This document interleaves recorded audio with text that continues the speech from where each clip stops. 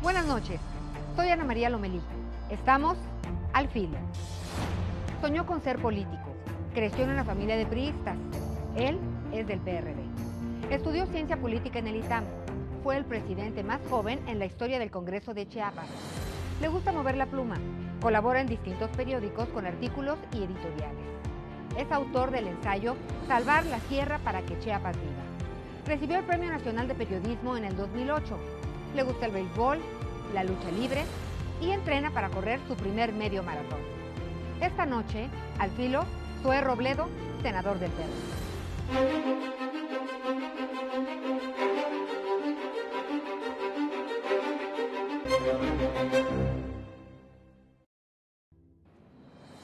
Pues muchas gracias por acompañarnos, Zoé. Muchas gracias, Ana María, por la invitación a este novedoso programa. Gracias. Oye, platícame, ¿cómo de Premio Nacional de Periodismo a senador?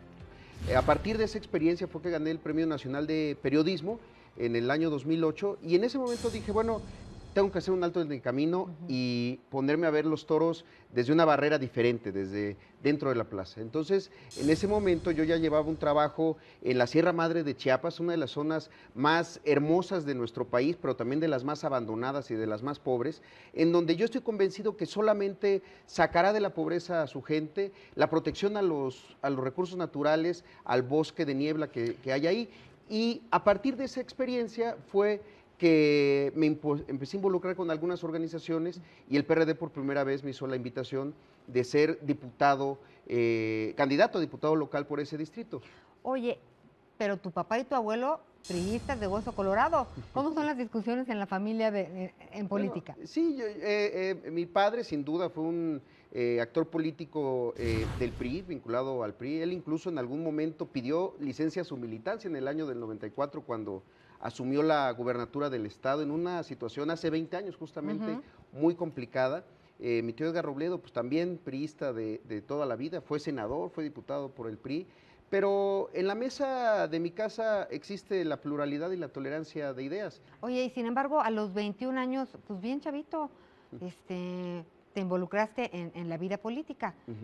¿Cómo era la situación? Porque pues a los 21 años tienes ganas de muchas cosas, ¿no? De comerte al mundo. Así es. No precisamente de entrarle a la política. En la escuela, yo estudiaba en aquel momento la secundaria en Tuxtla Gutiérrez, nos llegó la historia de una escuela en Ochuc, ahí en los Altos de Chiapas, que había quedado, digamos que entre el fuego del ejército y el movimiento zapatista, y había quedado aislada.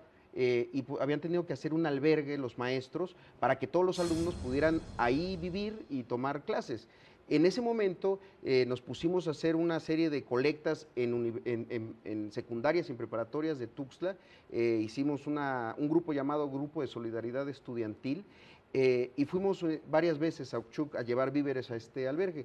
Y ahí me di cuenta que la política puede vincularse con valores humanos muy altos, la solidaridad, el sentido de pertenencia a una comunidad, pensar que muchas veces hay algo más grande que el individuo y que eso más grande es justamente lo que nos permite vivir en sociedad. Entonces, pues bueno, eso fue el despertar por lo menos de mi vocación social y política. Oye, no sé si coincidas, pero los niños, los chavitos, los jóvenes, te hablan de ser presidente cuando se refieren a su partido, pero muy pocos. Y no he escuchado a ninguno que quisiera ser legislador, porque nuestros legisladores están desprestigiados. ¿Qué dices? Yo de chico alguna vez decía, yo quiero ser, quería ser diputadito de alguna manera, porque quizá una de las ventajas que te da vivir en una familia política es darte cuenta que la labor legislativa muchas veces está vinculada a los compromisos, al sacrificio también que se tiene que hacer frente a una familia a la que pues no se tiene el mismo tiempo en familia que se quisiera tener por la intensidad. Yo creo que es injusto meter a todos en el mismo costal, pero sí es una responsabilidad de todos de intentar modificar esa percepción que existe entre los ciudadanos. Supongamos que eres un explorador y tienes la oportunidad de darle a conocer al mundo uno de sus más grandes tesoros, como Chiapaneco. Sinacatán, lugar donde se fabrican artesanías y hay una producción importante de flores. Puerto Aristas, lugar de playa para descanso. O Toniná, esa zona arqueológica que en mi opinión le falta promoción. Bueno, me la pones muy difícil. Pero tengo que ser honesto y te voy a decir que Puerto Aristas. Yo en ¿Por Puerto qué? Arista conocí el mar, en Puerto Arista me enamoré y en Puerto Arista me casé. No me Entonces, digas. está muy sesgada mi opinión. Por supuesto que la enorme aportación que hay en términos del patrimonio arqueológico de los mayas en Chiapas, representando por supuesto que en Toniná, pero también Claro. en Yaxchilán, en Palenque, Vale. etcétera, es invaluable. Pero yo, con una vena chiapaneca 100%, te diría, pues primero que conozca el mar de Puerto Arista y luego hablamos de todo lo demás. Hablando de todos estos recursos naturales y de la riqueza de Chiapas, pues se dice mucho que la fantasía, Ujú. ¿no? El glamour, la belleza de estos sitios, pues es matada por la realidad. ¿Por qué? Yo siempre he creído que una de las grandes aportaciones del zapatismo fue poner a Chiapas en el mapa, que nos voltearan a ver, que vieran nuestra realidad por cruda que fuera, y que hoy permite que justamente toda nuestra riqueza cultural, natural, de nuestra gente pueda ser apreciada por el mundo. Creo que es un deber del Estado mexicano reconocer que uno de los grandes fracasos postrevolucionarios, no quiero referirme a una etapa en particular, sino a partir de la revolución para acá, ha sido el enorme abandono en el que estuvieron muchos estados del sur. Bueno, sin embargo, si bien la puso en el foco de atención, pues en Chiapas, por ejemplo, pues pertenece a la zona B, donde el salario mínimo es de 61.38 pesos, de los más bajos en el país. Así es. ¿Es justo? No, no es justo. Chiapas le aporta al país energía eléctrica. El 50% de la energía hidroeléctrica del país, que permitió el desarrollo de muchas otras regiones, viene de Chiapas. Le aporta gas natural, le aporta azufre, le aporta petróleo, le aporta identidad cultural, una riqueza multiétnica, y a cambio no hemos recibido los mismos beneficios o una atención, digamos, especial a la realidad de los chiapanecos. Tenemos falta? una gran parte de la población indígena del país en Chiapas y que viven en condiciones de pobreza terribles. ¿En dónde se atora el asunto? ¿Por qué si es tan claro este intercambio cultural en tantos aspectos, están tan limitados? Hay que recordar que cuando llegan los españoles a Chiapas lo que encuentran es tierra y mano de obra y la empiezan a explotar, y esa explotación y esa lógica de caciques y de castas y de pensar que hay unas determinantes diferentes entre seres humanos se arraigan en el Estado y se arraigan hasta el siglo pasado, el siglo XX, vaya, me refiero. Entonces, es un proceso histórico terrible del que ha sido muy difícil darle la vuelta. Yo creo que el diagnóstico es claro, que los intercambios no han sido justos. Lo que se requiere es una voluntad mayor de poner el tema de Chiapas como un tema de la agenda pública nacional, no solo de un estado, y reconocer que hay deudas pendientes todavía. Zoe, como senador, ¿cómo trabajas para ganar la confianza de los chiapanecos?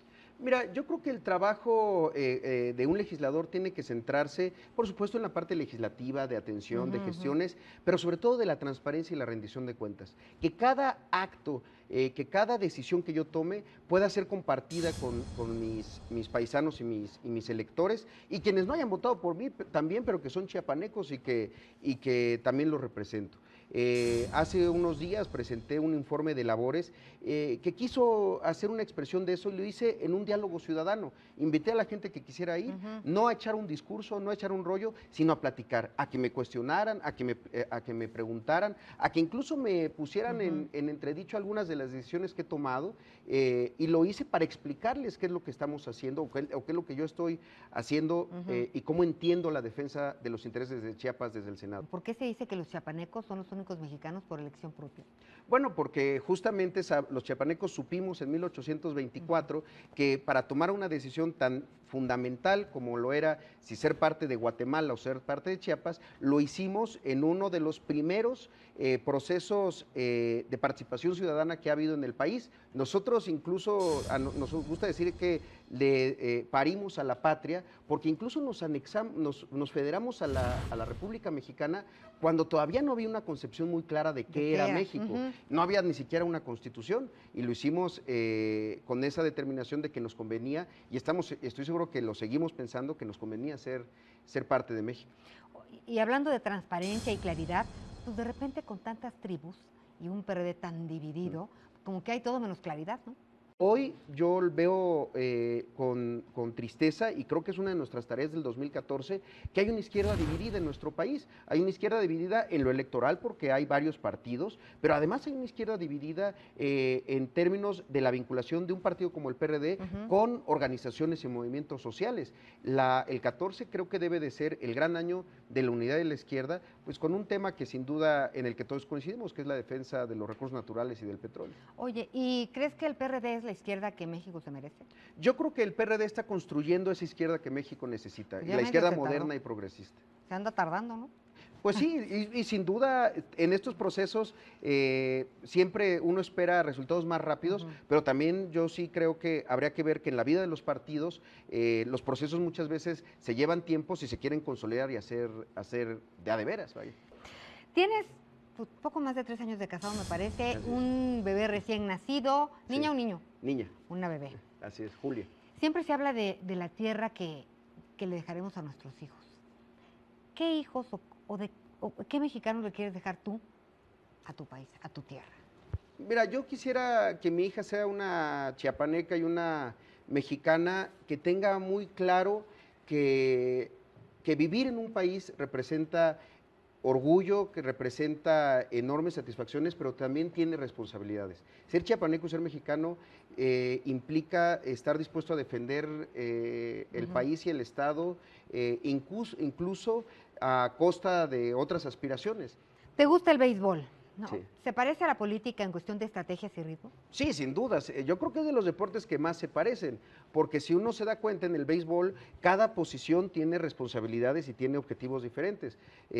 Había alguien que hacía una analogía en la que el pitcher es siempre como el presidente, ¿no? Porque es el que se ve, es el que si se pierde o se gana es el responsable, y los otros pues tienen similitudes también, ¿no? El catcher que está ahí agachado, que no se ve pero se siente, una suerte de secretario de gobernación a veces en algunos momentos, y vaya, los fielders protegiendo su territorio, en fin, creo que tiene enormes similitudes, porque además creo que es de los deportes que requieren de más estrategia y de construir escenarios inmediatos de lo que puede ocurrir. ¿Que estás entrenando para tu primer medio maratón? Así es, bueno, con el nacimiento de mi hija tengo nuevas aspiraciones, y en ese sentido quiero que ella tenga en casa un ejemplo de alguien que cuida su salud, que está vinculado con el ejercicio, con la actividad física, y como además hay un medio maratón del Día del Padre, pues sí. será su primer regalo. Le harás honor al Día del Padre. Así por es. fin. Pues muchísimas felicidades. Muchas gracias. Y juguemos Ana al María. filo. Correcto. A ver, asociación de ideas, política, Virtud. seguridad, Mermada. proyección, Necesaria para ejercer el poder. sueño, Los sueños son el puente que hay entre los alcances de nuestra imaginación y nuestra realidad. Nunca hay que perderlos. senado, Oportunidad de seguir trabajando por el país. rumbo, Mi rumbo siempre está hacia el sur y hacia Chiapas. decisión, Creo que una de las cosas que debemos de aprender en política es una decisión tomada ya no se puede abandonar. derecha, Una expresión política necesaria en su momento, que creo que tiene referentes importantes en nuestro país. izquierda, Fundamental para el futuro de México.